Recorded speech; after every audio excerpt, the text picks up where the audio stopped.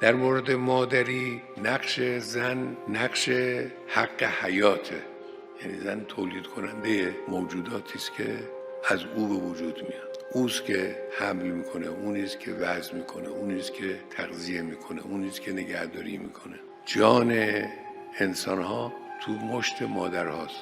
مادرها حق حیات دارن به فرزند. محبتی که خدای متعال در دل مادر نسبت به فرزند قرار داده یه چیز بی‌نظیره. هیچ عشقی از این نوع نیست، به این کیفیت نیست. هم صاحب حق حیات. بعد ادامه نسل. مادرها مایه ادامه نسل بشر با مادری است که ادامه پیدا میکنه. مادرها مایه انتقال عناصر هویت ملی هستند، یعنی هویت یک ملت، شخصیت یک ملت در درجه اول وسیله مادرها منتقل میشه.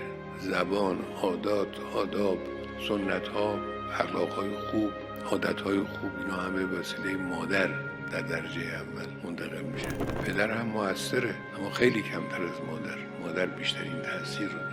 افشاننده بذر ایمان در دلها مادرها هستند که فرزند رو مؤمن بار میارن.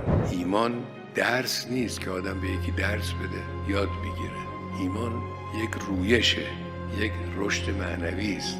این بذرافشانی لازم داره. این بذرافشانی وسیله مادر انجام میگیره. مادر این کار رو میکنه. اخلاق رو همینطور. بنابراین نقش فوق‌العاده است.